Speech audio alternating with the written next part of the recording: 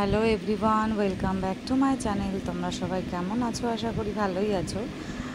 আজকে আমি nail extension কোর্সের অনেকদিন পরই ভিডিওটা আপলোড করলাম, টাইম পাচ্ছিলাম না। তো আজকে আমি দেখাবো তোমাদের ব্লুমিং আর্ট। ব্লুমিং জেল দিয়ে কি দু রকম আমি আর্ট আজকে তোমাদের সাথে শেয়ার করবো। একটা হলো রোজ আর্ট আর একটা নর্মাল একটা ব্লুমিং আর্ট।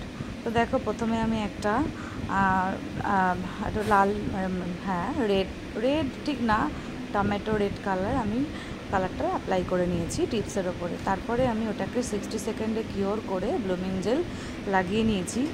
এখানেই মাথায় রাখতে হবে, ব্লুমিং জেলটা কিন্তু আমরা কিওর করব না, মানে ড্রাই করব না, ওটাকে ওই অবস্থাতেই আমি একটা ব্ল্যাক কালারের কালার দিয়ে একদম সরু যে তুলিগুলো তাই দিয়ে কিন্তু আমি একটা রোজ করছি।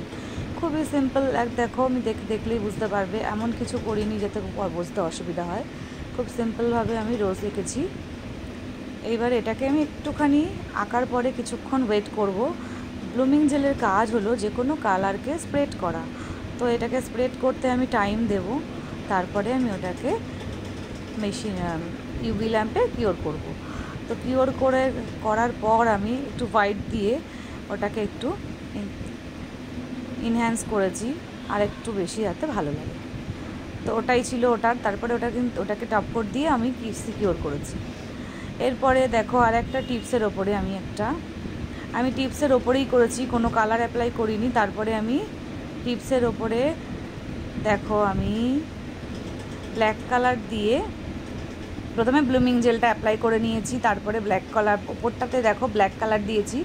যেহেতু ব্লুমিং জেলে যে কোনো কালার স্প্রেড করে, তো সেই ব্ল্যাক কালারটাও নিচের দিকে স্প্রেড করেছে, যেমন ওমড়ে করে সেইভাবে। আর কি কয়েকটা ফোটা ফোটা করে আমি ব্লুমিং জেল ব্ল্যাক কালারটা দিয়েছি ডট ডট করে, ডটিং টুলস দিয়ে ওটাকে স্প্রেড করে।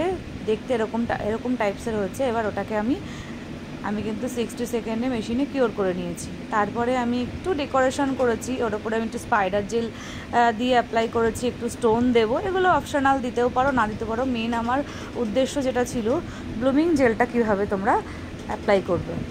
তো এটাই হলো কিন্তু আজকে ব্লুমিং আর্ট বা ব্লুমিং জেল দিয়ে কিভাবে আর্ট করব। একজন এক এক রকম বলে।